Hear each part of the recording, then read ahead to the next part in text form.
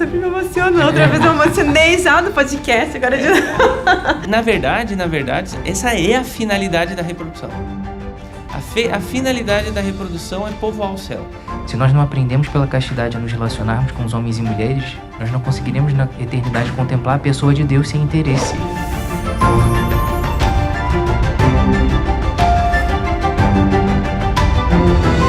Olá, seja muito muito bem-vinda a mais um podcast, mais uma tertúlia, o podcast da minha Biblioteca Católica. Hoje eu tenho a grande alegria de ter ao meu lado Padre Felipe Guerra Stout, pároco na Paróquia Cristo Rei, aqui pertinho, em Campo Bom, e mestre em Teologia Dogmática. Padre, seja muito bem-vindo, que prazer tê-lo aqui conosco. Obrigado, Elton, muito obrigado pelo convite. À minha frente aqui tenho 3 ilustríssimos convidados. Vou começar pela ponta, Jéssica Cruz, esposa do Edmilson Cruz, que está ao lado dela. Seja bem-vinda, Jéssica, mãe de 4 filhos, mais uma vez com a gente aqui no podcast. Obrigada, Elton. Tenho certeza que vai ser mais uma manhã muito, muito legal aí. E, inclusive, Jéssica participou do podcast mais elogiado até o momento. É verdade. Podcast sobre educação dos filhos com as mulheres. Foi muito legal mesmo. Foi muito bom bom mesmo. Engajamento aquele podcast. Um ótimo podcast. Ao lado de Jéssica está seu esposo, seu marido, Edmilson Cruz. Seja bem-vindo, Edmilson, nosso publisher aqui do guia da minha Biblioteca Católica. Muito obrigado, Elton. Prazer sempre estar aqui. Hoje também conversando com o padre, a minha esposa, o Dr. Felipe. Sempre uma alegria. Inclusive, pouco falamos, mas o Edmilson ele é professor, mestre em História aí, né? Então, tem quase isso. nunca fala. Mas... tem isso aí também. E ele diz que joga bola, padre, mas na verdade a prática não é tão bom assim. tem os dias de glória. E à minha frente aqui, o nosso convidado ilustríssimo, Dr. Felipe Duarte. Doutor, grande prazer tê-lo aqui, ginecologista, obstetra e, aparentemente, o rei do óleo de coco. Doutor, é uma grande honra tê-lo aqui. Minha esposa é muito sua fã, já te disse, mas sim, pra gente vai ser uma ótima conversa. Seja bem-vindo. Imagina, eu agradeço aí a oportunidade e o convite. Estou muito feliz de estar aqui, de fato. Estou que nem fã mesmo, né? Quando vai visitar set de gravação, assim. Estou bem animado.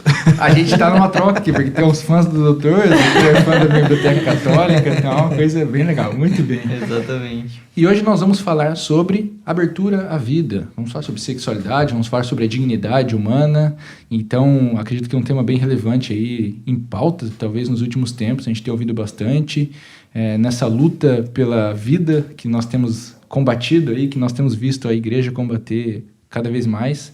Então, acredito que vai ser uma grande conversa. Para a gente começar, eu queria pedir, doutor, conte um pouco da sua história pessoal aí, você médico e ao mesmo tempo um católico e que consegue unir a ciência e a religião aí, indo numa linha que a gente, quem conhece o senhor, vê que é uma linha que muitas vezes combate o que as pessoas têm dito. A gente tem visto no mainstream, aí na moda, que é o uso de contraceptivos sendo cada vez mais ensinado, mostrado para as pessoas, e a gente vê o senhor trazendo algo contrário, uma visão mais católica da coisa. Então, por favor.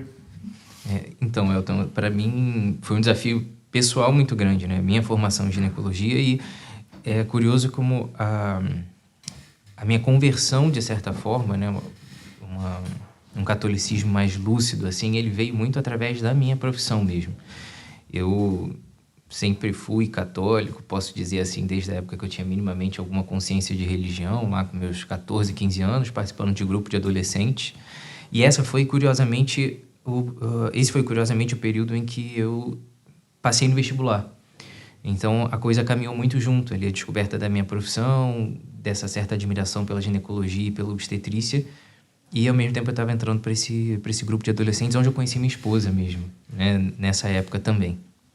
Então, ali, eu estava construindo ali a minha ideia de religião mesmo, e também aquilo que eu queria ser no futuro, mas é o que você falou, o meio acadêmico hoje da ginecologia e da obstetrícia, ele está totalmente... ele foi totalmente apropriado, né, por esse discurso, por essa visão sobre saúde da mulher, que é muito simplista, totalmente direcionada para o corpo, né? E dentro de toda essa questão, o tratamento ginecológico, né, a visão sobre sexualidade humana, tudo isso sempre foi muito... E a própria visão sobre vida, né, ela se modificou muito. E o tratamento ginecológico, né, vinculado ao uso dos contraceptivos, ou a própria ideia de planejamento familiar como uma coisa necessária para a segurança do casal, para a saúde, né, reprodutiva da mulher, a própria questão do aborto como um direito reprodutivo, tudo isso é uma apropriação, né, acadêmica ali, propriamente, de um discurso que é muito também ideológico. E eu vivi isso na minha formação, e isso foi realmente um grande conflito para mim, mas como esse era o único discurso que eu conhecia, aquilo para mim, de certa forma, era uma coisa normal, natural. Eu estava fazendo, na grande maioria das vezes ali, na minha concepção, aquilo era um tratamento necessário, né? Mas, ao mesmo tempo, eu comecei a me aprofundar ali na religião e aquilo começou a me incomodar, tanto do ponto de vista acadêmico mesmo, quanto do ponto de vista espiritual, né? Porque, do ponto de vista acadêmico, você olha hoje para os tratamentos em ginecologia e você vê que quase todas as doenças em ginecologia, o tratamento é o anticoncepcional, né? E não por acaso é uma das medicações que mais movimenta, se não é a que mais movimenta dinheiro no mundo. No mundo. Todos os congressos de ginecologia e obstetrícia, os patrocinadores master, que eles chamam, são da indústria, né, farmacêutica, especificamente a contraceptiva, né? O ginecologista, hoje, habitualmente, recebe periodicamente visitas no seu consultório de representantes da indústria farmacêutica de contraceptivos. São carro-chefe dessa campanha. Então, eu vivi muito esse momento, assim, dentro da residência, da especialização mesmo, né? Apesar da minha equipe ter me dado esse título maravilhoso de rei do óleo de coco, eu, do ponto de vista da obstetrícia, também tive muito um dilema muito grande, porque a minha formação foi dentro do Instituto Fernandes Figueira, né, da Fiocruz, no Rio de Janeiro. A residência e a pós-graduação em medicina fetal, que eu emendei uma na outra. E o Fernandes Figueira simplesmente é a referência nacional para malformações fetais. Então, imagina o tipo de coisa que a gente não vê lá, né? Virou uma referência de orientação das mulheres com filhos com malformação. E nem sempre o desfecho era muito bonito, né, do que se oferecia a essas mulheres como solução para essa gravidez. Graças a Deus, quando entrei para a residência, eu já tinha esses conceitos já mais sedimentados na minha cabeça. Então, por objeção de consciência, eu conseguia me isentar de participar de qualquer tipo desses procedimentos. Inclusive, testemunhei nos bastidores uma luta pró-vida muito interessante com a Zezé. Até foi assim que eu conheci a Zezé, dentro do Fernandes Figueira, com uma mãe com um bebê com anencefalia que queria ter o direito de ter um parto humanizado. Simplesmente isso, né? E o que ela queria, na verdade, era que o parto fosse o mais seguro possível. Na cabeça dela seria uma cesariana, não necessariamente, para que ela tivesse um parto tranquilo para poder batizar o bebê. E aí ela rodou em vários hospitais do Rio de Janeiro, por exemplo, e dentro desses hospitais todo mundo tratava ela como uma burra, uma idiota. Essas eram as palavras, inclusive, dos staffs do meu hospital, que não sabiam que eu era pró-vida. E aí iam falar desse caso e falavam, aquela mulher maluca, aquela idiota, imbecil mesmo, né? Querendo criar tanto casos por causa de um bebê com anencefalia, né? E, enfim, foi uma mobilização imensa. Entrou até deputado no meio para visitá-la, porque a gente só queria garantir a ela o direito de batizar o bebê e vê-lo vivo, né? Assim que ele nascesse. Então foi um desafio muito grande. E a minha formação foi toda permeada desses dilemas éticos também, e que hoje deveriam fazer parte da formação de qualquer profissional. Mas a única coisa que eu tive de ética foi lá pelo 2º, 3º período da faculdade, e muito assim, do que pode e o que não pode fazer. Não como uma construção mesmo de um conceito, né? Aquilo que é certo e errado, sim, aquilo que é bom, aquilo que é justo, né? Aquilo que hoje a ciência permite ou não, esse novo Deus que a gente criou, né, da sociedade moderna, que é a ciência. Então, basicamente, a minha formação foi muito esse dilema, né? E hoje, graças a Deus, no devido tempo, eu diria que Deus foi muito generoso comigo de viver esse processo. E hoje eu divido isso muito com estudantes de medicina, né, que me fazem esse mesmo questionamento. Eu tive o privilégio de viver essa conversão ali dentro. Deus foi muito generoso e não teve um ponto de ruptura, né? Em algum momento eu consegui. Quando eu me vi, eu estava dentro daquilo que eu queria fazer. Mas hoje, os estudantes de medicina que me acompanham, pelo menos, já vivem num momento um pouquinho mais difícil, que eles já têm a consciência desde o começo, então eles vão ter que brigar um pouquinho mais. Mas essa é uma briga santa, né? Sim. E vai trazer grandes frutos aí dentro da próxima década. Eu acredito que a gente já comece a virar um pouquinho esse jogo. Sabe o que é interessante? Que eu tô com meu filho de 3 meses agora, e quando a gente vira pai, só de ouvir histórias como essa, já é imediato pensar, cara, Imagine se acontecesse comigo. Eu com certeza ia querer que meu filho nascesse, fosse como fosse. E aí, falando disso, padre, eu queria que o senhor trouxesse pra gente a questão e a dignidade humana de todos os seres humanos, sejam eles como são. Como que a gente entra isso? Porque isso tem sido cada vez menos reconhecido. Olha, se tá com alguma deficiência ali, é melhor para a mãe, vamos abortar, não tem que nascer. A gente vê muito esse discurso e a gente tem que lutar cada vez mais contra ele. Como a gente pode trazer essa ideia da dignidade humana para todo e qualquer ser humano? Seja ele um embrião ali de um mês, tá começando a formação da vida, seja já um ser humano adulto, uma criança que nasceu, enfim. Bem, o Papa Pio XII, na década de 50, ele disse uma coisa muito interessante. Ele disse assim, que o pecado do século é a falta de sentido de pecado. Então, ali ele já, digamos assim, colocou o problema, digamos assim, essencial. Quando uma pessoa ou toda uma sociedade ou classes se afastam de Deus, e tanto desde o ponto de vista filosófico como desde o ponto de vista religioso, o que acontece? Acontece que a visão de homem se torna uma visão materialista, certo? E quando existe uma visão materialista, sem referência, sem origem, sem existência, acontece que aquilo que diz respeito no homem à sua origem, que é o fato de o homem ser criado à imagem de Deus, e essa é a dignidade do homem, é uma dignidade ontológica, não é uma simples dignidade ética, ou uma dignidade reconhecida pela sociedade, na verdade é uma dignidade ontológica. Quando falta essa referência a Deus, o homem, por causa do seu pecado, por causa do seu afastamento de Deus, ele se torna cego àquilo que o homem tem de mais profundo e de mais íntimo, que é o seu vínculo com o seu Criador, certo? Vínculo não só de origem, mas também vínculo de fim. Ou seja, Deus, ele nos criou e ele infundiu na alma humana um desejo por uma felicidade eterna, certo?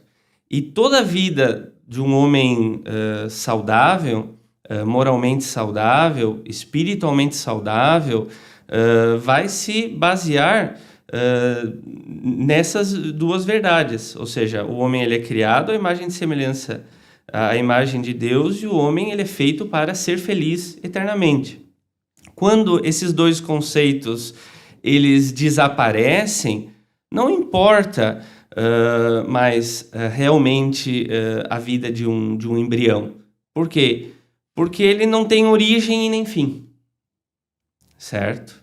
Ou seja, ele só é um ente material como um cachorro ou qualquer animal, certo? E aí é impossível, certo? Você trabalhar a questão da dignidade humana desde o ponto de vista ético quando não se vê a dignidade humana desde o ponto de vista ontológico. É muito interessante que o homem, ele é pessoa. O homem, ele não é só homem. O homem, ele é homem enquanto ele participa da natureza humana, mas enquanto ao seu ser mais íntimo, ele é pessoa. E como é que Santo Tomás de Aquino ele definia a pessoa? Santo Tomás de Aquino ele dava uma definição maravilhosa. Ele dizia assim: a pessoa, ela é um subsistente em uma natureza racional. O que isso quer dizer? Isso quer dizer que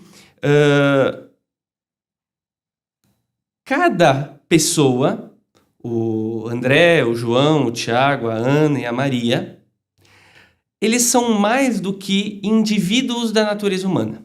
Isso é uma coisa interessante. São mais do que indivíduos da natureza humana. Eles são algo que nós não sabemos dizer, mas eles são algo de único e irrepetível. E nós não temos um nome para o que é cada pessoa. Por isso que no livro do Apocalipse se diz uma coisa muito interessante, que depois eu descobri e consegui interpretar, que é o seguinte: aqueles que vão ser salvos, eles receberão um nome novo. O que é esse nome novo? É o seguinte: aqui na Terra eu não tenho como expressar o meu ser único e irrepetível. Então eu pego um nome emprestado. Por exemplo, eu me chamo Felipe, Elton, Felipe, assim vai. Ótimo. Só que na vida eterna eu vou ter um nome dado por Deus que será o único nome que se refere à minha única pessoa. E será um nome diferente de todos os nomes. Por quê? Porque eu sou um subsistente, ou seja, alguém único e irrepetível numa natureza racional que é a natureza humana. Por isso que eu digo, se o sujeito ele se afasta de Deus, ele vira materialista. Se ele vira materialista, essas coisas não fazem o menor sentido. O menor sentido. Quer dizer, ele nem para ouvir isso daí, mas ele... É difícil conversar com um sujeito assim, porque são cosmovisões totalmente diferentes. Ele enxerga tudo diferente e olha para o ser humano simplesmente como esse animal material aí, que não tem nada a ver com alma, que parece só corpo. Isso. E a dignidade, ela reside no fato de que nós somos pessoas. Ou seja, no fato de que nós somos únicos e irrepetíveis.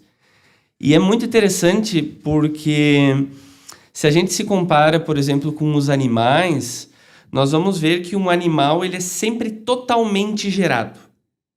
Totalmente. Certo? E o ser humano ele não é totalmente gerado. Isso é uma coisa linda. Parte nossa é gerada, que é a nossa parte material. Mas a nossa forma substancial, ou seja, quem nós somos, isso não é gerado. Isso é criado imediatamente no momento da concepção. Então, o óvulo e o espermatozoide, quando eles se transformam em algo único, eles ainda são algo único.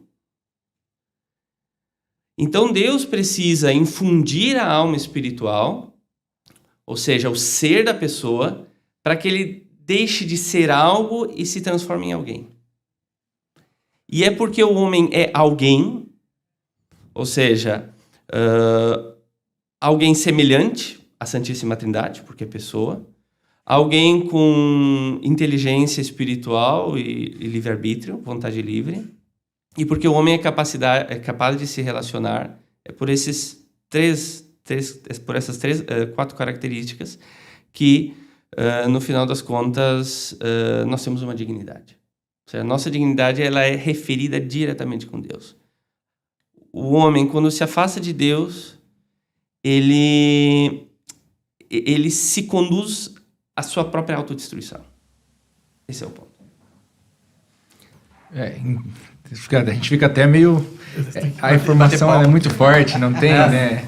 E bater palma, que o pessoal aí reveja isso várias vezes, exatamente. Né? Você tem que revisar e escrever. Escrever, exatamente. É uma aula. É uma aula e quando a gente ouve isso e entende isso que o padre acabou de dizer, é impossível não estar aberto a receber todas as vidas que Deus está disposto a colocar nas nossas mãos como pais e mães, né? Para nós aqui. E é isso que eu queria perguntar para vocês, Edmilson e Jéssica.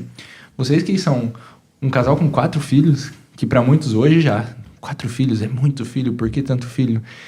Como foi para vocês que são católicos, como vocês podem contar um pouco dessa história, dessa aceitação da abertura à vida, até para a gente entender algo que o Dr. Felipe fala bastante até no Instagram dele, nas redes sociais, esse conceito verdadeiro de abertura à vida.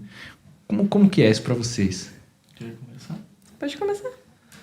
Então, como o Dr. Felipe, eu e a Jéssica, a gente também sempre foi católico, se conheceu dentro de um grupo de jovens também, convivíamos junto, sabíamos mais ou menos o que era a fé católica, né? Assim, tivemos uma conversão, mas ainda não tínhamos totalmente uma conversão que podemos chamar de intelectual, né? Então, tínhamos aquela vida moral, tudo, casamos, abertos à vida, né? Casamos querendo ter filhos, mas a gente tinha casado e feito eu lembro assim, não, a gente casou, a gente não tinha muitas condições financeiras, nada. Vamos fazer um plano, um planejamento, né? Esses planos são maravilhosos. São fantásticos, né? É muito engraçado. Daqui 5 anos, vamos casar, vamos ficar 5 anos, assim a gente vai conseguir juntar dinheiro, comprar uma casa, não sei o que, ter uma estabilidade financeira, e daí nós vamos ter um filho. Ah, beleza, fechado, é isso. Então tá, esse era o nosso conceito de abertura à vida, né? Então, A gente tá disposto, mas é no nosso tempo. a gente tá aberto, mas daqui 5 anos, entendeu? O que aconteceu na prática? Deu 1 mês de casado, a gente descobriu que a Jéssica estava grávida, né? E aquilo foi um baque para nós. Impactou, assim, no sentido, e agora? O que a gente vai... Ô, padre, eles fizeram um plano, mas não combinaram com Deus, né? Exatamente. Foi só... Mais ou Só um menos detalhe. isso. Exatamente. Faltou ser aquilo que fala no livro, que inclusive foi editado junto com o Filoteia, o Abandono à Providência Divina, né? Faltou se abandonar na Providência Divina. Ótimo livro. E aquilo impactou a gente, porque a gente, agora, como é que a gente vai fazer? Eu estava desempregado na época, a Jéssica tinha um estágio só, a gente sobrevivia com R$600 e a ajuda dos meus pais. E, enfim, né, morava de favor na casa que o meu pai tinha de aluguel, então a gente morava ali, e agora, meu Deus, como é que a gente vai fazer?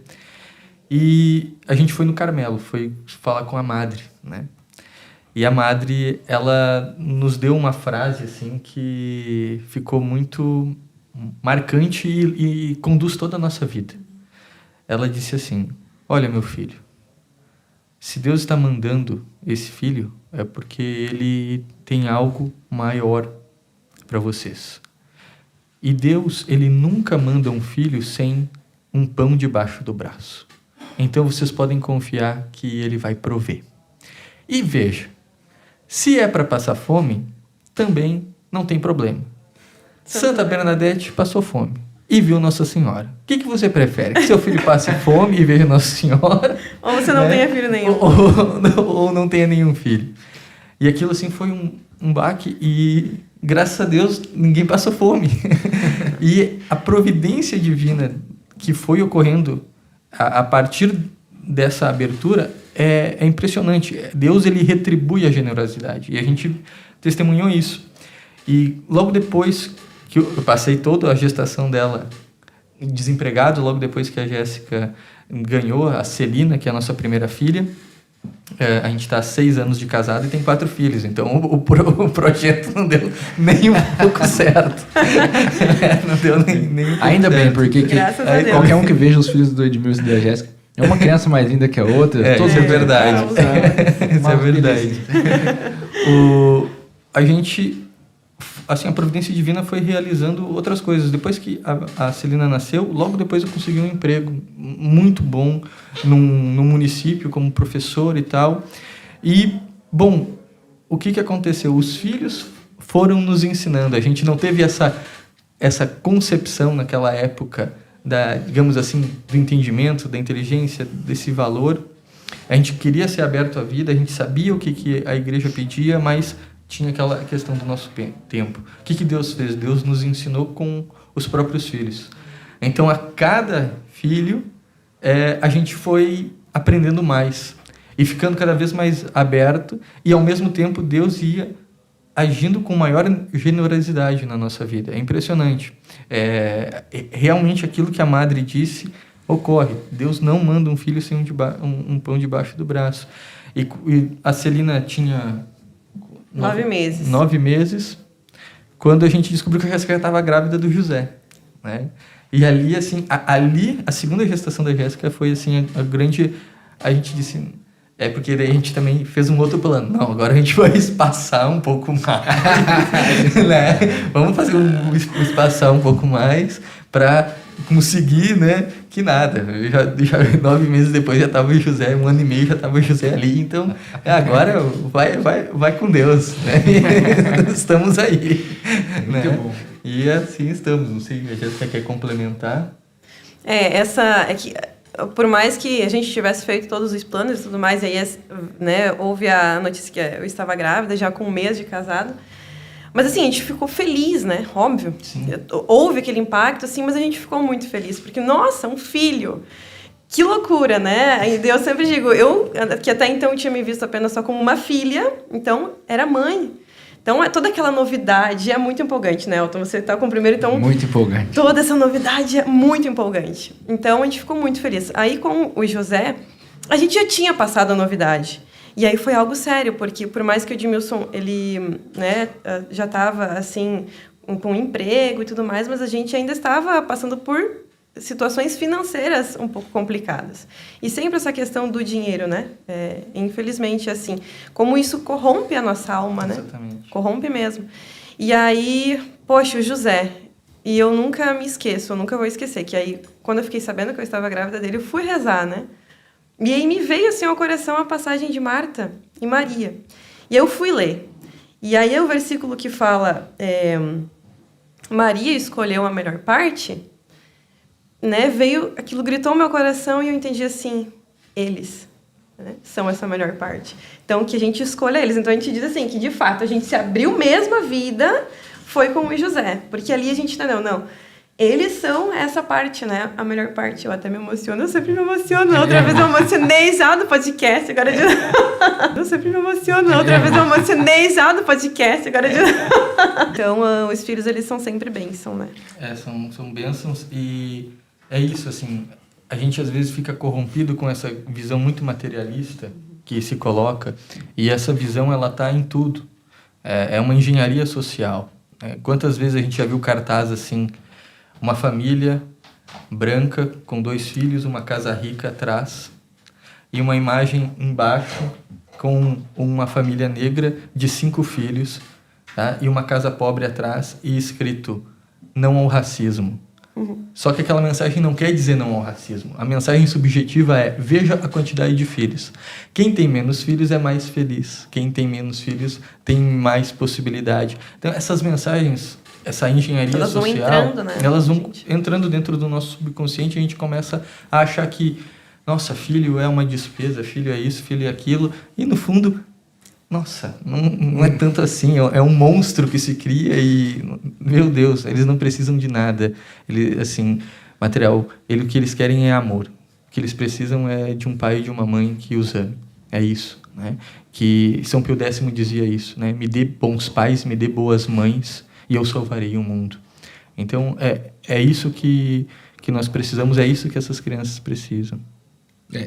A Jéssica se emociona, mas eu tô aqui me segurando também, porque, de fato, depois que eu tive meu filho, quando você se transforma num pai, numa mãe, a coisa muda, você não enxerga mais intelectualmente, você enxerga como a causa que você vive. Você vira um homem. Você vira um homem. É isso aí. Isso é a paternidade. É isso aí. E toda vez que falam dos filhos, eu penso no meu. E aí penso em tudo, cara, vale a pena cada segundo com ele ali, as noites sem sono, as noites mal dormidas, os choros, enfim. Mas doutor, eu queria pedir para o senhor completar aqui, porque eu vejo que as pessoas confundem muito esse conceito de abertura à vida, e claro, o padre pode complementar aqui para nós depois também, mas você tem falado muito disso no seu Instagram, sobre esse conceito, sobre esse entendimento do que é de fato estar aberto à vida. Sim. É engraçado, né? A gente pode até viajar um pouco nesse assunto, espero que a gente tenha tempo, mas... A gente dá um jeito. É muito interessante. O que você falou tem tudo a ver com esse tema especificamente, né? Você falou, eu me emociono muito depois que eu virei pai.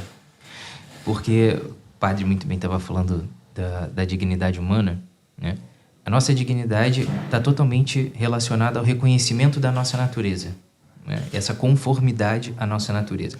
Quando a gente fala isso, a gente não está querendo dar essa conotação selvagem da coisa, como se pensa hoje em dia, né? O homem precisa agir mais naturalmente. Isso remete sempre a uma característica de instinto, né? As pessoas sempre levam para essa conotação.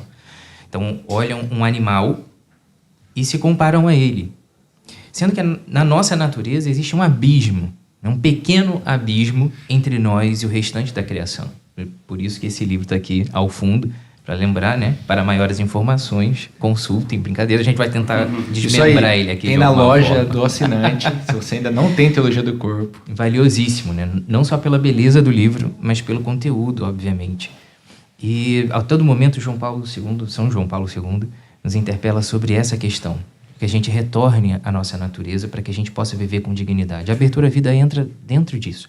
Toda vez que a gente vai refletir sobre a natureza humana, é interessante que a gente traga essa questão experimental. E por isso que você falou que depois que você virou pai, as coisas fizeram mais sentido para você e te tocaram mais. Se a gente for querer reproduzir a experiência humana em laboratório, o amor, por exemplo, como é que a gente prova o amor em laboratório? Não existe essa possibilidade. Quem é, sabe que é assim. Né? Quem existe de fato sabe que é assim. Por isso que um pai se emociona quando ouve a história de outro filho. Porque a vida humana, ela é experimentada mais do que conceituada. Apesar dela ser muito bem conceituada, João Paulo II nos apela o tempo todo para que esses conceitos são experimentados na vida humana. Porque nós somos seres espirituais inseridos em uma realidade material. E essa realidade material precisa acompanhar a natureza humana, que é também espiritual. É corpo e alma. A vida humana é corpo e alma, né? E isso é, de certa forma, indissociável para nós, agora, né? Então, nós estamos inseridos nessa realidade. E nós vivemos nessa realidade em que o homem foi criado com essa certa solidão, no sentido de que a sua existência é única e irrepetível, por essa vida interior que ele tem, que os animais não têm. Por isso que não faz sentido falar da natureza humana comparando com o animal. O animal tem uma vida previsível, porque ele vive no instinto. Tá? Então, um cachorro no cio, né, uma cadelinha no cio, se cruza com um cachorro, a gente já sabe o que vai acontecer. Né? Uma mulher no período fértil, se convive com seu marido, durante aquele período a gente não sabe o que vai acontecer, porque tem um monte de coisa influenciando naquilo ali. Um casamento de 20 anos consegue ser perfeitamente ainda interessante e fascinante, porque a gente não sabe ainda o que vai acontecer depois daqueles 20 anos, ainda que todos se conheçam muito bem. Essa interioridade é essa fonte infinita, né? Inclusive de amor. E é isso que nos faz a imagem e semelhança de Deus. João Paulo II fala isso de uma forma belíssima, né? Fazendo uma análise do livro do Gênesis. No primeiro capítulo, coloca, né, o autor descreve homem e mulher dispostos a criação humana disposta na natureza feito homem e mulher, né? A imagem e semelhança de Deus, sendo pessoa. E por isso precisamos se relacionar para existir. A descrição do livro do Gênesis é muito bonita quando vê que Adão constata, né, o primeiro homem constata que está sozinho, que não tem um auxiliar para ele. Então, ele drasticamente olha para aquilo e vê, não tem nada parecido comigo nessa criação. Até que Deus, né, coloca Adão num sono profundo, e é como se ele ressurgisse na forma de dois, nessa dualidade homem e mulher. E nessa dualidade há uma complementariedade.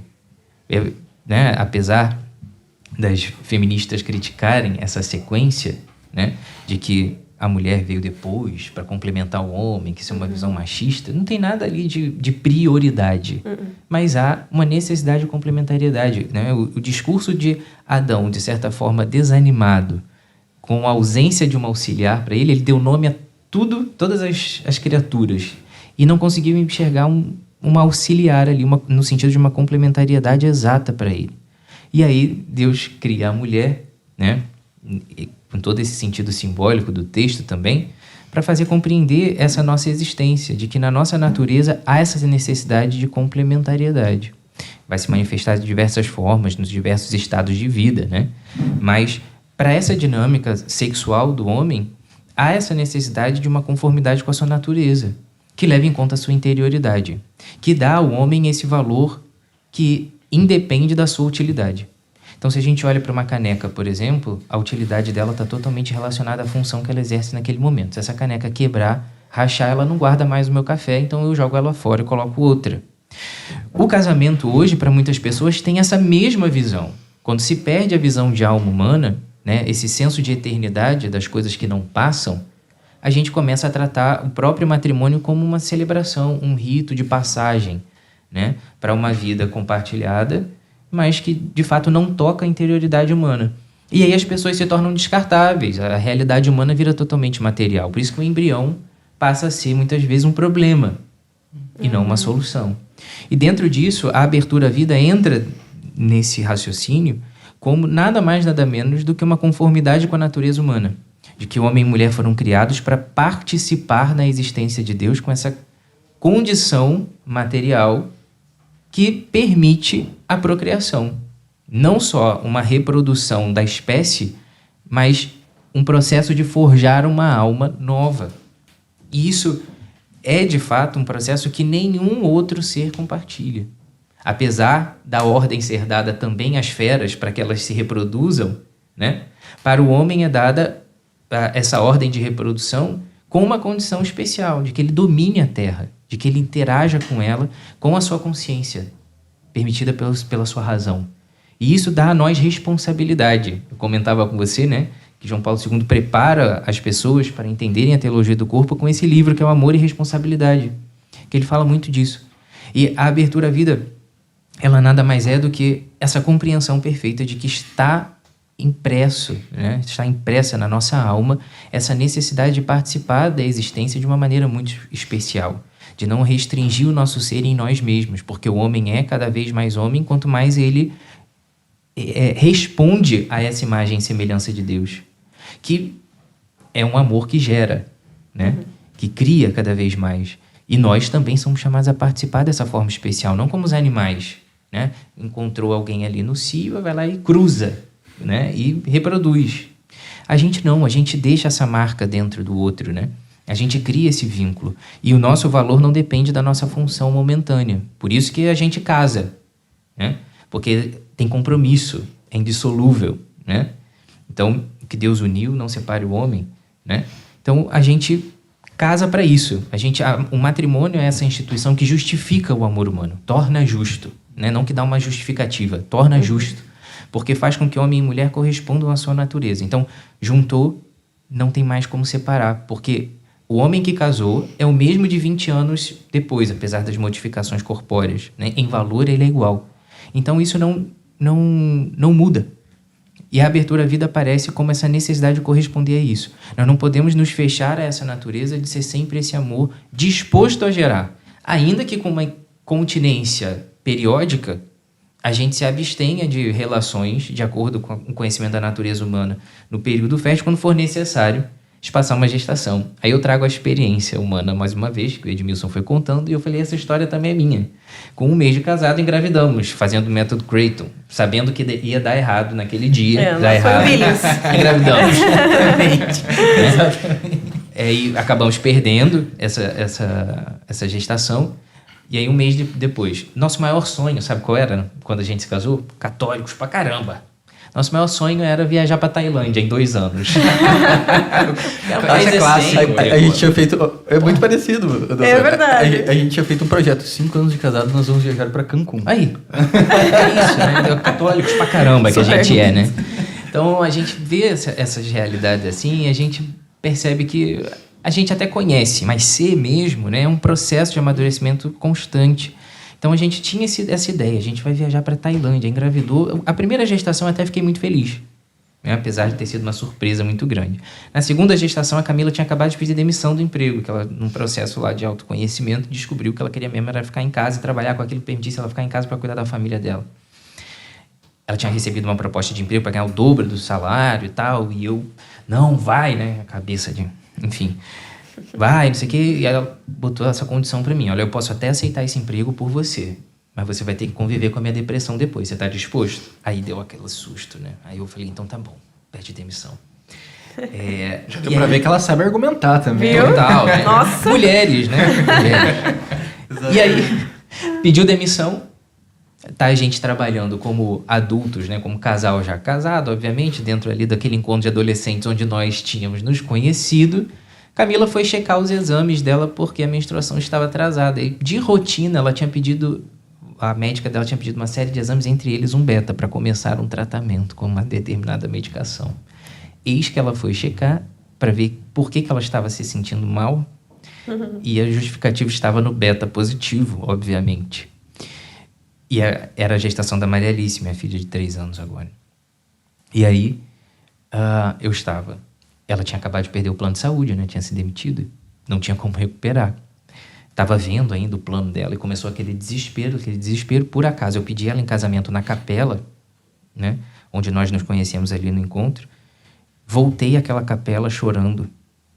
Não pelo filho somente, mas pela vergonha de ter prometido a ela, diante daquele Santíssimo exposto naquela capela, que eu amaria para sempre, e 2 meses depois do casamento eu já estava ali frustrado porque ela estava grávida e eu ia ter que pagar o parto. É uma coisa ridícula, né? Para um católico minimamente entendido, passar por uma situação dessa hoje, olhar para o Felipe de 3 anos atrás, é uma vergonha. 4 anos, né, atrás quase já. E era justamente isso, assim, Deus ali diante de mim, né? Com toda a sua misericórdia, com toda a sua bondade, me concedendo um filho logo depois de uma perda, e eu preocupado porque ela não tinha plano de saúde. Essa é a visão materialista, que é a antítese da abertura à vida. Sim. A abertura à vida é o reconhecimento do valor da vida e do valor da vida do casal, né? E o materialismo é o oposto disso. É o homem fechado em si mesmo que faz com que o filho comece a parecer um iPhone. Sim. Né? E aí começam essas loucuras que eu recebo na caixinha de perguntas o tempo todo. Isso vai desde a coisa mais grave possível, na forma de uma infidelidade, na forma de uma poligamia, né? Na forma de uma vida dupla, até a coisa mais leves e sutis que denotam o mesmo pensamento materialista. Do tipo, quando eu tenho que ter relação para ter um filho homem? Nossa. A gente percebe essa coisa... Eu rio e faço piada com essas coisas lá no Instagram para tentar despertar nas pessoas essa consciência de que isso é uma bobagem. E pode abrir porta para um pensamento cada vez mais controlador sobre Sim. a vida, que não tem nada a ver com o que a gente espera de vida dos filhos ou vida de família, né? Não tem nada a ver com isso. A abertura à vida é justamente esse reconhecimento do valor da vida, que é incondicional, não é circunstancial. Sim. Então, o filho do cabelo assim, assado, do olho assim, assado, sem um braço, sem uma perna, sem uma capacidade intelectual plena por uma síndrome genética. Tudo isso são nuances da vida que estão acontecendo ali que não fazem com que aquela vida perca o seu valor. E aí é que está o grande problema, né? A gente quer na hora certa, do jeito certo, da melhor forma, da mais conveniente, da cor do olho que a gente quer. Hoje em dia você vai numa clínica de fertilização, você olha a foto dos doadores quando criança, para saber com quem que você quer que se pareça. Existe essa possibilidade, se você quiser. Sim. Então, percebam que estão todos espectros de um mesmo pensamento que, no final das contas, é totalmente contrário ao que Deus espera de nós, né? É, muito interessante, porque enquanto o doutor ia falando, eu ia me lembrando que quando eu conheci a minha esposa, em 2019, a gente conversava, começou a namorar, a gente conversava o seguinte: não vamos nunca ter filho. A gente não quer ter filho. Ter filho dá muito trabalho. Não gostamos de criança. Não. E a gente passou meses pensando dessa forma até que a gente começasse a se converter, até que a gente começasse a entender. E, cara, é a mesma coisa. Eu olho pro Elton lá do passado. E é sempre bom esse processo de você olhar e sentir vergonha de si mesmo. Que é o que faz a gente confessar, entendeu? Muitas vezes, inclusive. Tu sente vergonha, tu se sente um idiota, né? Sim. É uma burrice, assim. É. Como que eu pensava aquilo? Esse é o... Exatamente. E olhar para trás então ajuda nesse processo de autoconhecimento, de se perceber. Agora é mais fácil ainda, não preciso nem olhar para trás, é só olhar pro meu filho lá no quarto dele e perceber como era burro esse pensamento. Não tem sentido. Mas, padre, o senhor queria dar algum complemento para esse tema de abertura à vida, que essa ideia que o doutor apresentou aí, muito bem apresentada, muito bem embasada? Então, a abertura à vida, de fato, é um princípio moral e que tem que ser, obviamente, seguido. E como o Edmilson ele disse, é necessário hoje uma conversão intelectual. Ou seja, hoje as coisas no mundo elas são tão complexas e há tanta confusão que não basta o sujeito só querer ser bom perante Deus, ele tem que também querer absorver a sabedoria divina.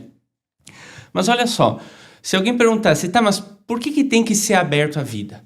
Né? Uma pergunta legítima, ou seja, qual é o sentido? É só para você ter filhos e você se sentir amado e você se sentir um pai gostosão, uma mãe maravilhosa? É só para isso? Obviamente que não, certo? Ora, Deus, ele ordenou ao homem e à mulher que procriassem, primeiro, porque o filho, dentro do matrimônio, ele é o maior sinal de amor entre o casal. Porque tudo que o casal faça, não faz algo semelhante. É tudo inferior. Entendeu?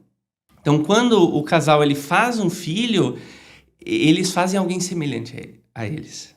Esse é um ponto muito interessante que a gente tem que pensar. Por mais que o casal se ame, se goste, toda a ação tem resultado inferior.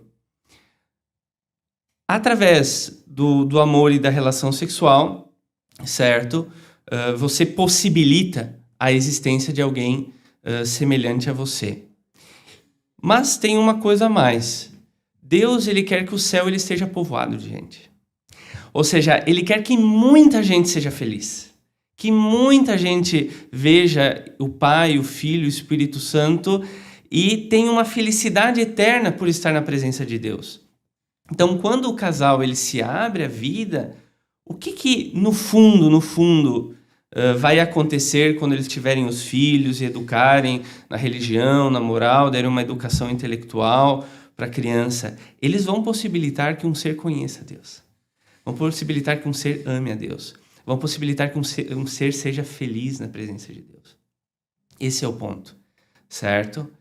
Então, os pais, eles participam na obra de Deus de povoamento de céu. Ou seja, todos os animais, todas as plantas, todo o cosmos, tudo isso vai desaparecer e vai voltar ao nada. E por quê? Porque não são espirituais, ou seja, eles nunca vão chegar a ser felizes, certo? Mas quando um pai e uma mãe, eles estão abertos à vida, o que eles estão fazendo no fundo? Eles estão possibilitando que mais gente, mais pessoas possam ser felizes junto de Deus. Isso não tem... na verdade, essa é a finalidade da reprodução. A finalidade da reprodução é povoar o céu. É fazer com que pessoas sejam felizes perante Deus. Porque se Deus ele é o maior bem que existe, é o bem supremo, certo? Por que o sujeito, ele podendo ter muitos filhos e podendo possibilitar a esses filhos a felicidade, por que ele vai aproveitar o dinheiro dele para comprar uma casa maior, para ter 2 carros, para poder viajar? São todos bens inferiores e passageiros e que, na verdade, não fazem o sujeito feliz, certo? No final das contas, esses bens, por si mesmos, ou esses bens sendo a finalidade do matrimônio, eles, na verdade, deprimem as pessoas. Quantas pessoas aí que têm muitas coisas ou têm o que querem e se divorciam, não são felizes, certo? Por quê? Porque eles estão errando na finalidade do próprio matrimônio. A finalidade do matrimônio, primeira finalidade, ou seja, o primeiro bem é fazer pessoas semelhantes a você, e isso vai ser, digamos assim, a maior demonstração de amor do casal, ou seja, produzir alguém semelhante, e você vai educar esses semelhantes para quê? Para que eles tenham uma felicidade sem fim. Veja só, o doutor falou, por exemplo, de crianças que nascem doentes ou com problemas, certo? Ou com alguma discapacidade intelectual. Isso é um problema? Bem, nesse mundo isso é um problema. Mas depois que morreu, isso não é um problema. Por quê? Porque quando morre o corpo, acabam todos os transtornos psíquicos e se vão todo tipo de doença. Agora, se o sujeito ele é batizado, por exemplo, uma criança que nasce com discapacidade, o problema dela pode ser 60 anos até que ela faleça. Mas depois, se ela foi batizada, ela vai ser feliz para sempre. E ela vai ter um corpo perfeito para sempre. Então, é óbvio que quando o sujeito ele mede os filhos por características psicofisiológicas, corporais, ele não está entendendo que a medida daquela pessoa é a imortalidade.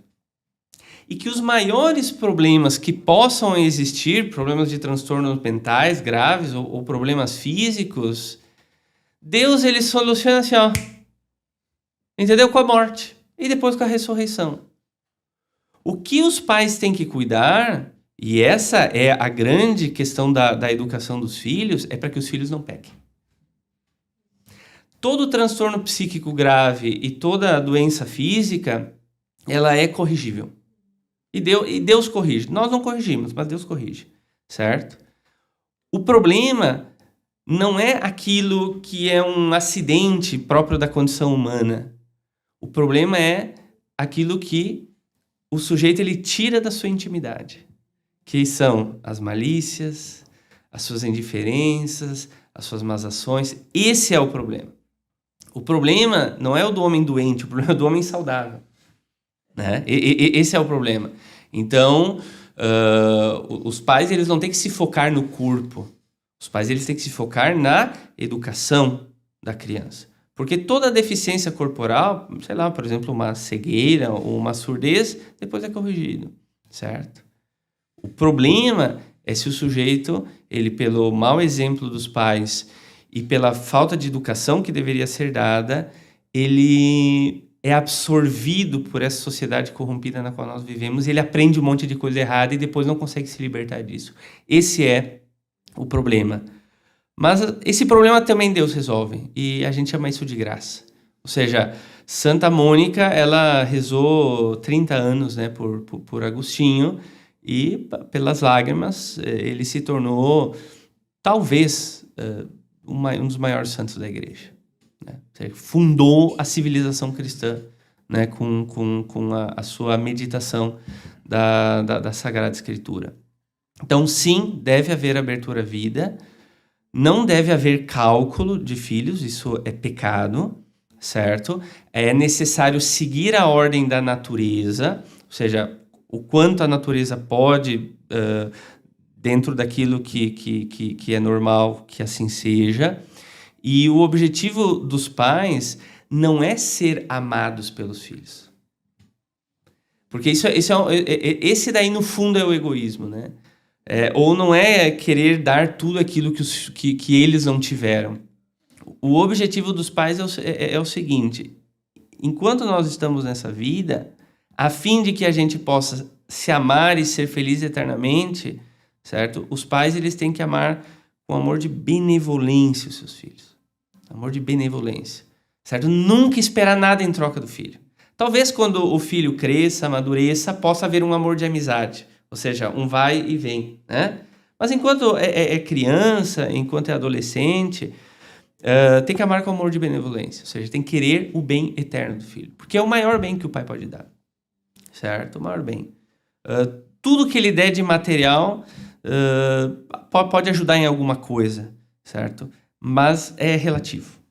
O bem é o bem de benevolência. Ou seja, eu quero que esse ser semelhante a mim que Deus me deu, ele chegue na eternidade. Que é o amor que a gente tem que ter pelos inimigos, né, ao perdoá-los, que é o amor que a gente tem que ter pelas pessoas que Deus coloca ao nosso lado, certo? E não dá pra ser de outro jeito, né? Porque com 3 meses, tudo que meu filho tem pra me dar de volta são fraldas sujas e choros durante a madrugada. Então, se eu for esperar amor de volta ali, vai ficar complicado. Brincadeiras à parte, muito, muito bem dito tudo isso aí, padre. Uma coisa que fica na minha cabeça agora, não mudando completamente de assunto, mas a gente vê... eu queria trazer de volta aquela ideia dos contraceptivos, porque ontem eu estava lendo um artigo sobre isso, recomendado pelo meu amigo Edmilson. Inclusive o Edmilson, que como é um pai muito mais experiente que eu, ele tem me dado muitas dicas de paternidade. e nesse artigo eu via uma descrição de vários tipos diferentes de contraceptivos e mostrando como eles são, de fato, em alguma medida, todos abortivos, no fim das contas. E eu gostaria de pedir para o doutor Felipe agora, é até uma curiosidade minha, na verdade, mas como isso é enxergado pela medicina, pela ciência, doutor? essa questão dos contraceptivos que as pessoas muitas usam, assim, eu fui, inclusive, para trazer eu fui no médico com a minha esposa recentemente e sempre tem uma amostra de diversos contraceptivos, assim, logo na sala de espera, assim, um monte de tipos diferentes, com explicações para lá e para cá. O negócio tá, assim, a todo momento sendo entregue para você. Deve ter até de graça em algum lugar, com certeza, mas enfim. Com certeza. Isso inclusive, é uma das políticas fortes hoje nas unidades básicas de saúde, pensando em SUS, né? Você olha para um consultório, a propaganda massiva dentro dos consultórios de ginecologia, uma campanha pelo uso dos contraceptivos, de qualquer espécie, né, digamos assim. E dentro das políticas públicas de saúde hoje, uma das metas de uma unidade básica de saúde é fortalecer a sua política contraceptiva com a população, de fato. Dentro já desse pensamento de que, neomalthusiano quase ali, né, um efeito colateral desse pensamento de que menos gente no mundo é melhor. De preferência o pobre, né? Porque para o rico poder consumir direitinho, o pobre tem que ser cada vez menor número, né? Essa é a crueldade atual. João Paulo II fala disso também nesse livro, diga-se de passagem. Mas esse pensamento, né, ele vem sustentado por uma relativização moral muito grande. Se por um lado a gente perde o senso de abertura à vida por esse materialismo, né, o utilitarismo faz com que a gente relativize as coisas de acordo com a nossa intenção. Então, essa relativização moral, ela se apoderou também do campo da ciência, da medicina, especificamente nessa questão da dignidade à vida, porque em torno disso giram as políticas contraceptivas e abortivas, fortalecidas também por uma intenção política e social, né? Então, quando a gente olha para essa realidade, e é até meio polêmico isso, eu espero que meu advogado esteja bem preparado, porque esse assunto é sempre muito sensível, eu já enfrentei processo ético dentro do meu conselho por causa disso, obviamente que não parei de falar, mas a questão contraceptiva na sua história, o professor Edmilson vai poder me embasar melhor sobre isso, a questão contraceptiva na sua história ela vem envolvida de uma questão de relativização da vida, né, e a promoção da cultura da morte, com uma engenharia social também muito bem delimitada. As políticas, se você vai nos Estados Unidos, as clínicas de aborto legalizadas, inclusive, elas são mais direcionadas para as periferias, para as regiões mais pobres, porque isso é hoje um mecanismo contraceptivo em si, né, tardio, né, não deveria ser chamado de contraceptivo, né, porque ele não atrapalha a concepção, ele mata, né? Mas essa própria relativização já existe. Os estudos que falavam sobre a pílula, que é o nosso protótipo ali de contraceptivo, eles vêm falando que é fundamental, naquela época em que eles já foram lançados, lá na década de 60 e nos estudos prévios a isso, né, essa inserção aí na sociedade, já se falava que era importante rever o conceito de concepção e de vida se as pessoas quisessem inserir o contraceptivo como algo normal. Tanto que, historicamente, cronologicamente, a política contraceptiva é sempre seguida da política abortiva. Porque se você relativizou a vida na concepção, então você relativiza depois para o sistema nervoso, para o coração, né, para uma jogando capacidade... cada vez mais para frente. Sim, Exatamente. ao ponto de hoje em dia você ter locais em que o aborto pós-parto é reconhecido, como se a existência humana fosse condicionada a um reconhecimento social, né? É a perversão completa desse valor espiritual, né? Então, é o extremo oposto disso. Então, é vida aquilo que eu considero vida independente, seja numa eutanásia, seja no aborto. Então, essa política contraceptiva vem embasada de uma argumentação científica que ainda está no campo da opinião, mas que hoje é a opinião absoluta, né? Então, se eu vou, por exemplo, na minha página profissional lá no Instagram e falo da possibilidade de um aborto oculto pelo DIU, eu sou passível de sofrer um processo ético hoje no meu conselho, porque, de certa forma, já se convencionou que a vida começa mais ou menos em algum momento da gravidez. Qual vai ser esse momento? Se for pelo anticoncepcional, lá quando tem coração. E antes disso, que a gente puder intervir, beleza, né? Pelo anticoncepcional, até menos.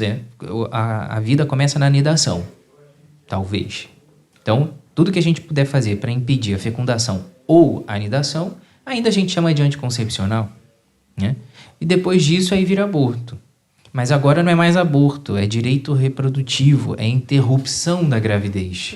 Né? Então, isso, de certa forma, vem envolvido de uma guerra, né, simbólica, ali, de uma guerra ideológica, né, que trabalha muito no campo da linguagem, para tentar fazer uma coisa que parecer que não é. Mas, de fato, se a gente for olhar os estudos que envolvem o uso dos contraceptivos, de fato, a maioria desses anticoncepcionais hormonais ele é direcionado para o mecanismo anovulatório. Bloqueia o eixo hormonal da hipófise com o ovário e impede a ovulação até certo ponto. Até certo ponto. Em determinado momento, você não consegue garantir, em 100% dos casos, que aquilo aconteça. Tem estudos da década de 80 que mostram evidências razoáveis de que o mecanismo do DIU, por exemplo, de impedir a chegada do espermatozoide ao óvulo não é 100% garantido. Você tem biópsias em trompa mostrando, né, biópsias entre aspas, mas análise de trompas das mulheres que usam DIU mostrando que tem espermatozoide ali. Então, subiu. Se ela estiver ovulando, vai encontrar. E não vai nidar. Não vai se fixar no útero, porque ele está inóspito ao embrião. Uma outra evidência disso, a própria bula do DIU reconhece, né? Que é se o anticoncepcional, se o DIU, por exemplo, falha no seu mecanismo de fecundação, ele aumenta o risco de gestação na trompa. Por que isso? Porque fecundou, mas atrapalhou a mobilidade desse óvulo dentro da trompa para chegar no útero. Então aí ele acaba se fixando na trompa, porque não consegue chegar lá. Agora, nesse meio tempo entre aparecer uma gestação na trompa, quantos outros óvulos não foram fecundados e não se fixaram na trompa, mas tentaram se fixar no útero e foram expelidos? Foram desperdiçados. Em outras palavras, quantas vidas foram desperdiçadas desses embriões, por assim dizer, nesse meio tempo entre aparecer numa gestação tubar e não aparecer, e aparecer na forma de uma menstruação atrasada? Então, a gente não consegue determinar isso. Alguns estudos tentaram determinar com a dosagem de um hormônio específico, que se chama Early Pregnancy Factor, fator precoce da gestação, que é produzido, em tese, pelo embrião antes de se fixar. Esses estudos foram conduzidos inicialmente para tentar entender por que algumas FIVs, fertilização in vitro, não funcionam. Porque você joga o embrião lá dentro, é até triste falar nesses termos, mas é isso que se faz. Você joga o embrião lá dentro do útero e ele não fixa. Mas ele está lá. E aí você conseguia, antigamente, se investia nisso nos estudos, de dosar esse hormônio. E, vejam só, naquela época, alguns estudos mostraram a presença desse EPF positivo no sangue de algumas mulheres e, eventualmente, quando elas estavam em vigência do DIU. Quantas vezes isso acontece para uma mulher? Não se sabe, porque quando isso começou a crescer, e se você procura na internet, tem um editorial de uma revista falando disso, os desafios bioéticos da descoberta do EPF na questão contraceptiva. Porque se a gente começa a dosar isso nas mulheres, a gente vai mostrar que tem um organismo autônomo produzindo hormônio ali que está sendo desperdiçado. Essa discussão sumiu. Alguém fala nisso hoje? Porque o problema foi resolvido, não pela garantia do anticoncepcional que a gente não consegue. Então a gente fala que a vida não começa ali. E aí, fim de papo, está encerrado a discussão. Não precisamos mais nos preocupar com isso, né? Então, é claro que isso é exceção? É. Mas vamos supor, né, que eu esteja praticando tiro na selva. E aí eu quero mirar num tronco seco de uma árvore. Mas, eventualmente, existe a possibilidade de ter alguém escondido ali dentro. Se eu der um tiro naquela árvore e acertar e matar aquela pessoa que está ali dentro, eu sou responsável por isso? Sou, né? Eu considerei essa possibilidade e agi assim mesmo. Então, se a gente leva essa questão para o campo do contraceptivo, a gente está assumindo essa mesma possibilidade, ainda que entenda que aquilo é uma exceção. Beleza? É exceção. Nós temos que falar sempre nesses termos com essa honestidade intelectual, digamos assim. Mas dá para correr esse risco? Qual é o valor de uma vida que se perde? Para quem vende, é nada. Para quem perde, é muito. Basta conversar com um casal que estava tentando engravidar e teve um aborto. Então, a questão gira muito em torno disso, né? É uma discussão, do ponto de vista científico, é uma discussão até certo ponto saudável, né? Mas está lidando a todo momento com uma desonestidade intelectual fundamentada por um relativismo moral. E aí essa discussão vai ser eterna e cada vez pior, porque a relativização tende a piorar cada vez mais. Então, quando a gente vai investigar as raízes de todos esses projetos contraceptivos e abortivos e outros, nós vemos que por trás existem mentes de grandes pensadores, grandes filósofos, que não estavam preocupados com questões práticas, estavam preocupados, na verdade, com problemas teóricos, né? E a gente percebe que no século XVIII e no século XIX existe, digamos assim, uma mentalidade gnóstica, de ódio contra tudo aquilo que é material, corporal, e de uma incompreensão da sabedoria divina inscrita no corpo, né, que é algo tremendo.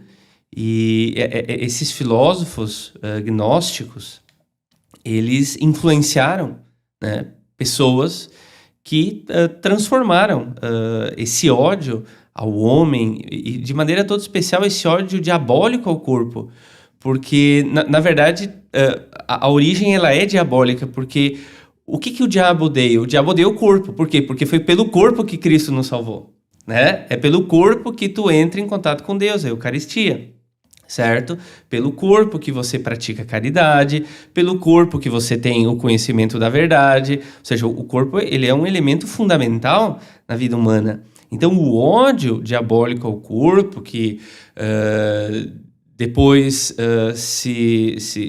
através do qual se cria filosofias e depois a coisa ela é posta em prática, é isso, no fundo, que está na base de todo o projeto contra-humano, né? De todo o projeto contra o corpo humano. É algo, assim, impressionante. E também existe uma palavra que a gente tem que usar e divulgar, que, de certa maneira, expressa todo esse projeto contra a materialidade da criação, que se chama eugenia. Ou seja, todos esses projetos, no fundo, eles são eugenia, certo? Pessoas que acreditam que são superiores a outras pessoas, né? Criam e promovem e pagam projetos, não durante 10 anos, mas durante 200 anos e ainda vai mais, muitas décadas, financiam projetos para que as pessoas elas realmente sejam eliminadas, haja uma diminuição populacional. No fundo, todo o projeto ele faz referência a isso, um ódio à materialidade, certo? E, digamos assim, projetos eugenistas que procuram colocar essas coisas em prática, né? Transformar elas em algo concreto. Então, o absurdo disso, certo? O absurdo disso é que aquilo que é natural, né, num homem e numa mulher, que é o amor, que chega até ser quase carnal ao seu filho, porque é sangue do meu sangue, as pessoas elas acabam caindo nisso. Ou seja, a eugenia não é só de quem promove, de quem pensa, de quem cria medicamentos. A eugenia, ela também é algo que é absorvido, certo? Por uma pessoa concreta e que pode fazer coisas contra os seus próprios filhos, né? E essa é, digamos assim, a grande piada diabólica, né? É como se o diabo dissesse para Deus: olha, eu inventei esse negócio aí, mas quem está pondo em prática são eles. Se ali na ponta da lança a eugenia ela fosse rejeitada, não teria problema nenhum. Pode ter um monte de gente pensando, querendo e fazendo 1000 coisas, mas nada acontece. Mas a coisa ela acontece quando aqueles que têm que proteger os seus, aqueles que têm que amar os seus, esses absorvem essa mentalidade e acabam por odiar, né, concretamente, aqueles que são do seu próprio sangue. Inclusive, o corpo que é amplamente defendido no livro de São João Paulo II, Teologia do Corpo. Então, que de fato é um livro maravilhoso já vou aproveitar e deixar o jabá antes de vocês continuarem aí. Se você não é assinante do clube, aqui na descrição desse podcast, deste vídeo, tem um link para você se tornar assinante, garantir o box do mês, seja lá qual mês você está assistindo esse podcast. Podcast que é lançado agora no mês de maio, mas que pode estar sendo assistido lá na frente, né? Em 2026, quem sabe? Uau. Até lá a gente vai estar com 10 filhos, mais ou menos. 2 daí. E entre na loja do assinante depois e adquiram também Teologia do Corpo São João Paulo II. Acho que o Edmilson queria deixar um comentário aí. Não, só um comentário que talvez isso pode ser um tema aí para outro podcast. O pessoal pode deixar nos comentários se eles querem que a gente fale mais sobre isso, que é sobre essas questões que o padre comentou, sobre essas questões filosóficas, culturais, políticas, sociais, por detrás dessa defesa dos contraceptivos, do aborto e tudo mais, que é algo que o próprio Papa João Paulo II, mesmo autor da Teologia do Corpo, ele vai falar na encíclica Humani Vitae. Então, lá na encíclica, ele comenta sobre a cultura da morte. Então, um podcast aí que a gente poderia falar sobre todas essas questões aí seria interessante, porque isso não é teoria da conspiração, isso existe de fato. Com certeza. E agora acho que o doutor pode concluir ali o pensamento sobre os contraceptivos que... O mais interessante sobre isso, né, é que quando a Humani Vitae foi escrita, que o João Paulo II vai esmiuçar mais ali, é curioso que ele prevê essa catástrofe, né? Papa Paulo VI, se eu não me engano, né, que trouxe essa encíclica para nós, ele prevê essa catástrofe com a introdução dos contraceptivos. Ele era o Papa desse período, né? E ele justamente fala o quanto o contraceptivo vai impactar na vida das famílias, no comportamento das mulheres, o quanto isso vai influenciar nessas relações interpessoais. Aquilo que a gente vê acontecendo hoje numa boate, numa noite, num show, numa festa, né? O Papa Paulo VI previu, de certa forma, com a introdução da cultura contraceptiva também. Então, a gente não pode só falar dessas questões morais, né, como uma questão teórica, mas como o padre bem falou, isso tem uma repercussão no comportamento humano de maneira muito proeminente. Desde o ponto de vista físico-químico, você tem estudos mostrando alteração do comportamento de dançarinas e da recompensa que elas recebiam nas boates, de gorjeta mesmo, durante o período fértil e fora do período fértil. Alguma coisa acontece aí no comportamento humano influenciado por essa dinâmica hormonal. Então, desde essas questões mais elementares até questões mais antropológicas mesmo, por assim dizer, né? A gente sabe quanto o ser humano modifica o comportamento dele quando ele é isento de responsabilidade, né? E isso mexe totalmente, inclusive, com a própria dinâmica familiar, né? Sim. Só uma errata. Eu falei Humani Vitae, é Evangelii Vitae, que é a do João Paulo II, de 1994. Mas ele comenta a Humani Vitae também aqui. Isso, exato. Mas a encíclica que conceitua a cultura da morte, a palavra cultura da morte, foi inventada pelo João Paulo II e apareceu pela primeira vez nesse documento da igreja. Inclusive, o Dr. Felipe é devoto de São João Paulo II. Me contou ontem até, o nome da empresa dele é SJ. É uma homenagem. É JP2. JP2. JP2. E por acaso, por um grande acaso mesmo, eu não tinha me tocado, quando a gente começou esse trabalho, né, assim, direcionando para o campo da sexualidade, a gente falava muito de método natural em si, como uma questão técnica. Disso surgiu a necessidade de fazer um curso sobre sexualidade humana, que também hoje é uma das grandes coisas que as pessoas procuram a página para falar. Quando eu estava começando essa ideia, que eu comecei a montar o curso da maneira mais tímida ainda, eu falei para os meus colegas de trabalho ali dentro da empresa, né? Eu falei, a minha intenção é que daqui a um ano, a maior parte dos casais possível nesse mundo esteja vivendo a teologia do corpo sem saber. E aí, correu aquilo ali, o ano virou, viemos a fazer o lançamento do material. Fizemos a nossa semana ali de lives, né, para convocar as pessoas para essa abertura. Quando eu olhei, a gente estava no dia do lançamento do curso, quando eu olhei que dia que era. O dia de São João Paulo II. Falei, cara, por pura desatenção minha, eu sou péssimo com datas, por pura desatenção e providência, a abertura do curso foi no dia de São João Paulo II. E aí, assim, aquelas coisas que acontecem que não são tão aleatórias assim, né? Foi essas interessante. Coincidências que não são tão coincidências assim. A gente está quase chegando no fim, eu queria pedir para a Jéssica, então, como nossa representante mulher aqui neste podcast, nos explicar um pouco da parte do papel da mulher. Trazer a perspectiva feminina, inclusive, nisso daí. Sim. A gente percebe que há essa investida contra a dignidade humana, conforme o padre falava, né?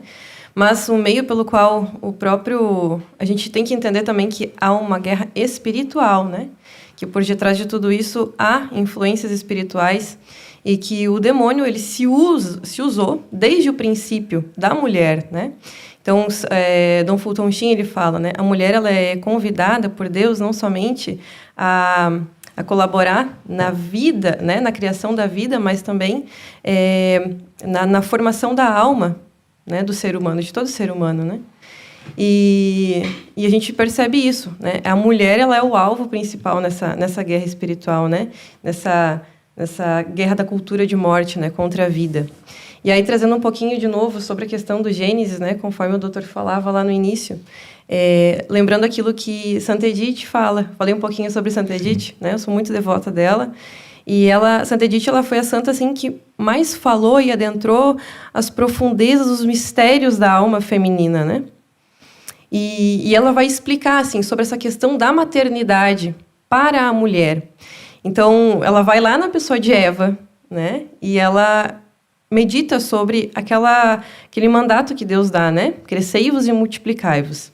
E é impressionante que Santa Edith, apesar de nunca ter lido os escritos de Ana Catarina Emmerich, elas chegam na mesma conclusão. Uma, através da iluminação, né, por um meio místico mesmo, né, a Beata Ana Catarina, e Santa Edith através da iluminação da inteligência, né?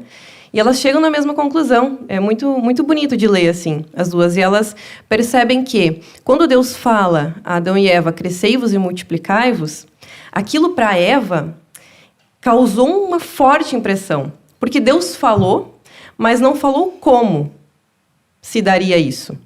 E aí, a Ana Catarina fala, né, que ela percebia nas visões místicas dela que a Eva ela ficou muito impressionada com isso e ela meditava diretamente sobre isso. Como?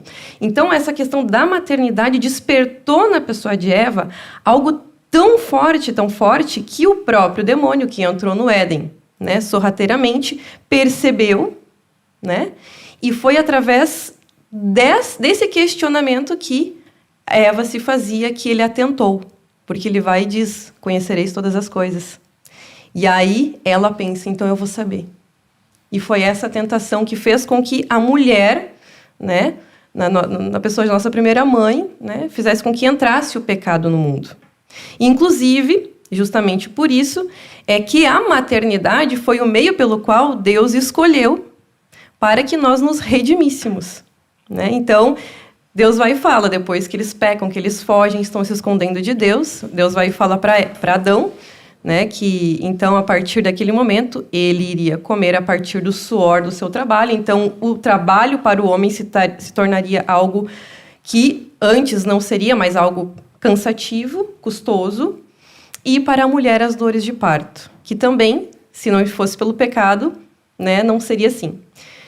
Então, essa questão da maternidade para a mãe, para a mulher, né, esses dias que nós vivemos, né, em que a mulher ela foi convencida, infelizmente, de que ser mãe não é algo natural, que, inclusive, somente não é natural, mas é algo que a escraviza, que corrompe o seu corpo, né, que, sendo mãe, ela vai perder a sua liberdade, até mesmo a sua própria dignidade, é algo que vai totalmente contra a natureza, né? Contra a nossa natureza.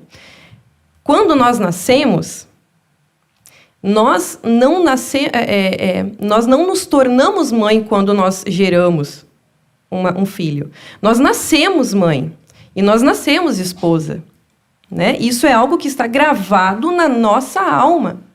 Então, toda essa questão do feminismo, né? Ele veio para corromper a alma. Não somente os contraceptivos, não somente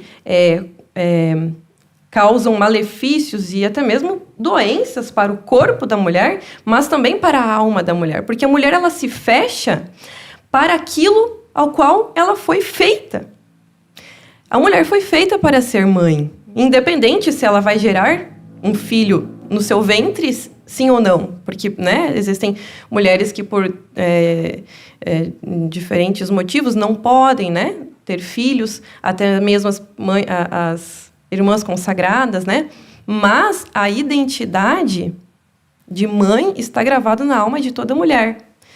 Então, essa cultura, né, que fez com que a mulher ela perdesse a essência, perdesse o seu sentido, explica o porquê que hoje a mulher, em tantos casos, né, a gente nunca viu tantos casos de depressão, de ansiedade. As mulheres hoje são ansiosas, são depressivas, são tristes, são infelizes, né? Justamente por causa disso, né? A gente pode ter certeza, é por causa disso, porque perdeu-se a essência, a mulher deixou de ser aquilo que ela deveria ser para ser feliz, justamente. E aí nós temos essa realidade, né? Então, se a mulher hoje ela quer voltar a ser feliz, se a mulher hoje quer ser feliz de verdade, ela precisa olhar para a natureza dela. Bom, para que eu fui feita? Para que Deus, né, me criou? Para que eu seja feliz na eternidade. Mas Deus me deu os meios para isso. E ser mãe é um meio, né? E estar totalmente disposta, disponível a isso, é aí que a gente vai encontrar o nosso caminho de volta, né? Porque nós precisamos realmente fazer um caminho de volta, como eu precisei fazer, né? Como a esposa do doutor também precisou. Então, fazer um caminho de volta, né? A nossa essência. E é muito interessante porque eu, de novo, tenho que trazer a minha experiência prática. A gente brinca que o homem percebe que é pai a hora que pega o filho no colo. Isso. Só depois que nasceu que você percebe. Parece que você se transforma. Mas a mulher não, porque a minha esposa não se transformou igual eu peguei o meu filho e vi, agora eu sou pai. Parece que estava ali a coisa. E ela simplesmente sabia tudo o que tinha que fazer.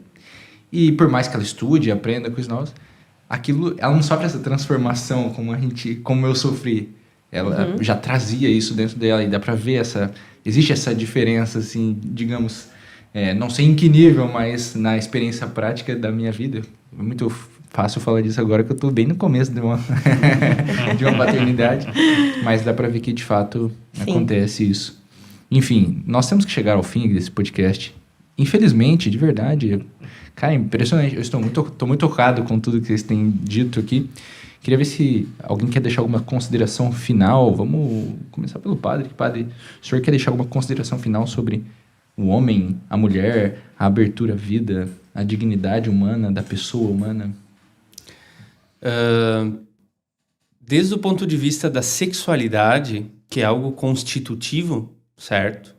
E que a gente nunca vai perder. Ou seja, quando eu morrer, eu vou continuar sendo homem, certo? A realização da sexualidade está, no caso do homem, na paternidade, e no caso da mulher, na maternidade. Mesmo que seja espiritual, mas está.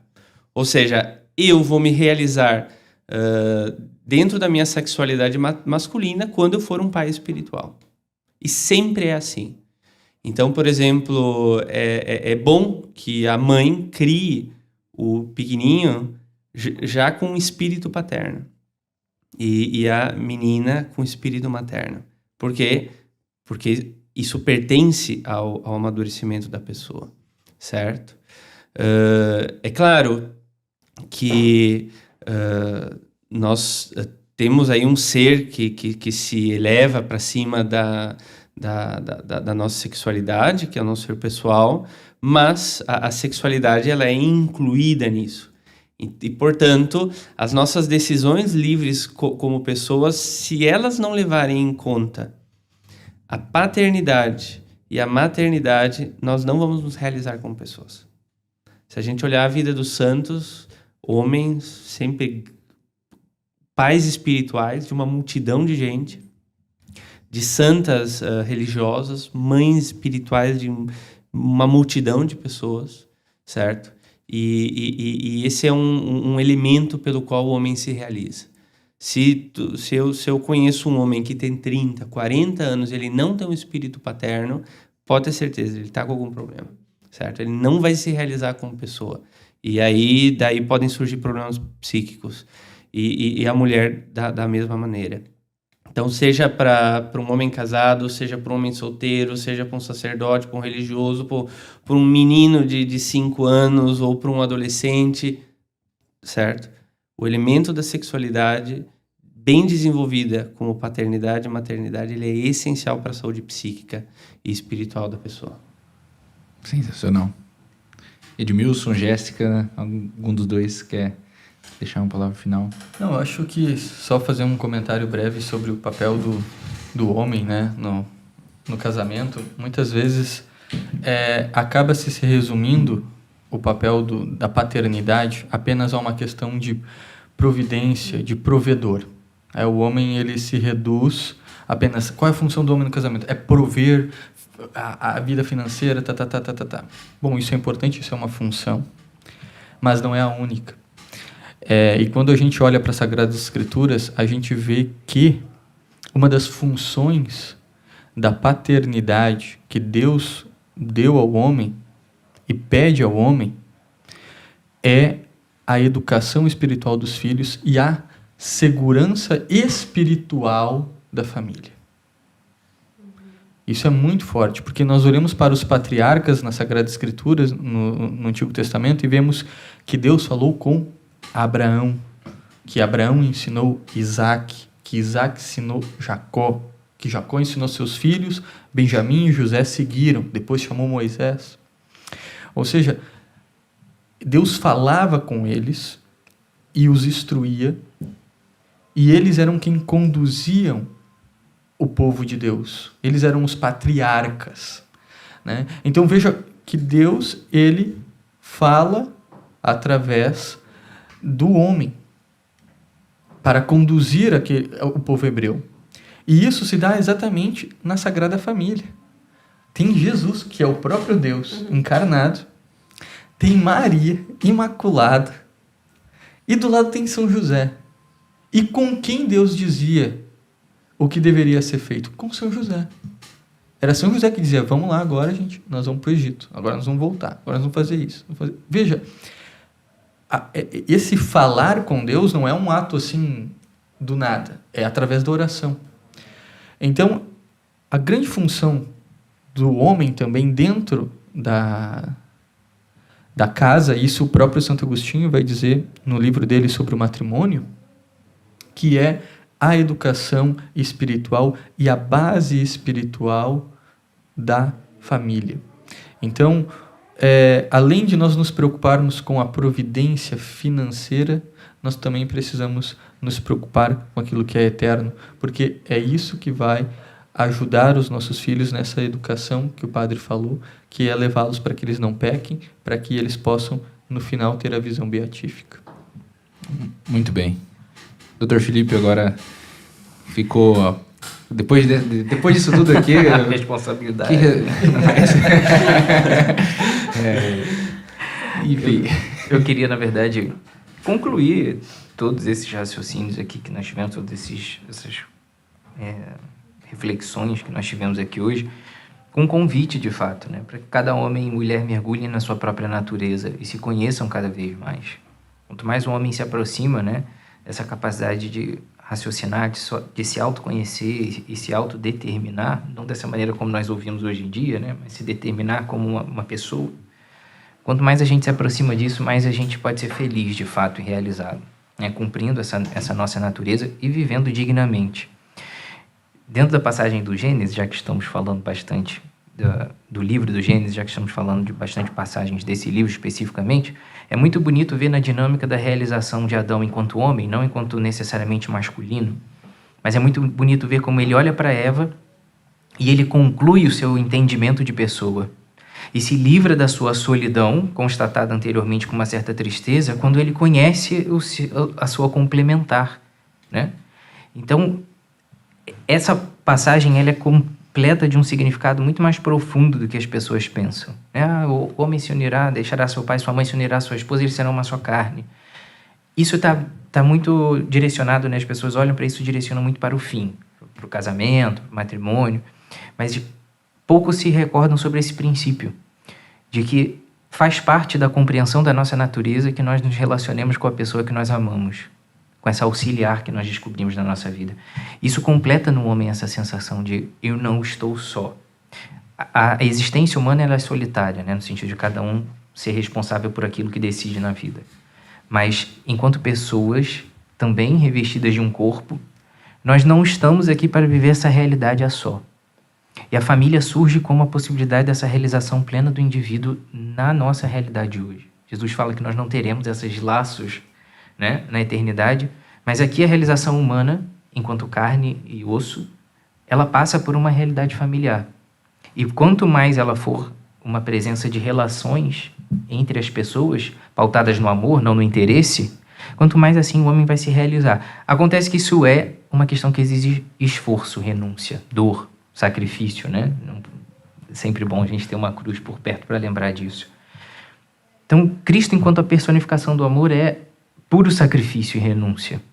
E as pessoas não trazem isso para dentro da realidade matrimonial hoje em dia. E depois não entendem por que não conseguem viver uma sexualidade saudável. A sexualidade saudável ela só subsiste quando o amor é capaz de resistir aos momentos de dificuldade. Enquanto essa realidade corpórea ela é capaz de lidar com o sofrimento sem tomar isso como algo negativo. Porque aí esse amor saudável persiste, a sexualidade consegue aflorar de uma maneira pura, né, em conformidade com a pessoa. Né? É isso, essa incapacidade de olhar para o corpo humano e reconhecer toda a sua beleza, o seu esplendor por uma visão maculada, faz com que Adão e Eva se escondam de Deus. Nós precisamos cada vez mais, dentro do matrimônio, das relações pessoais, nos colocarmos na presença de Deus. Quanto mais nós purificarmos a nossa visão sobre o corpo humano, sobre a existência humana como um todo, mais nós conseguiremos ficar como que nus diante dos nossos esposos e esposas, né? Então essa é uma dinâmica que nós precisamos cada vez mais. Recorrer a essa pureza do olhar, né, do pensamento, da consciência humana sobre a beleza de ser homem e mulher, para que a gente consiga viver uma sexualidade saudável e feliz dentro do casamento. Né? Deus não casa o homem com a mulher para viverem resignados, né? Mas casa o homem e a mulher para que sejam felizes, né? E possam saborear essa vida de uma maneira consistente. Então a gente não pode se privar disso. É bem interessante que no Sermão da Montanha Jesus diz: bem-aventurados os puros de coração, porque estes verão a Deus. Sim, perfeito. A pureza está muito relacionada com essa. A virtude da castidade é a virtude que te direciona para bem se relacionar com as pessoas, de certa forma. Porque pensa, a castidade, ela domina a nossa concupiscência e permite que a gente se direcione para as pessoas conforme elas realmente são. E qual é a pessoa com a qual nós mais queremos nos relacionar um dia na eternidade? É Deus. Se nós não aprendemos pela castidade a nos relacionarmos com os homens e mulheres, nós não conseguiremos na eternidade contemplar a pessoa de Deus sem interesse. E isso vai ser uma realidade bem frustrante para alguns. Eu espero que não seja a minha. Muito bem, acho que terminamos então com muita classe hoje. Agradeço demais a presença de todos. Padre, muito obrigado. Eu que agradeço. Agora? Que bom, Padre, que bom tê-lo aqui. Jéssica, obrigado mais uma vez por estar aqui. Edmilson, como sempre, é um prazer. Dr. Felipe, agradecemos muito pelo deslocamento, por ter vindo para cá, saído do calor, vindo pegar um pouquinho de frio aqui no sul. Foi um grande prazer. E para você que esteve conosco aqui, se ainda não é assinante, clica no link da descrição, garante o teu box desse mês, entre para o maior clube de leitores católicos do Brasil. E aos assinantes, se você ainda não tem a Teologia do Corpo ou Santos Casados, procure na loja do assinante, que vale muito a pena. A gente se vê no próximo episódio. Até mais. Tchau, tchau.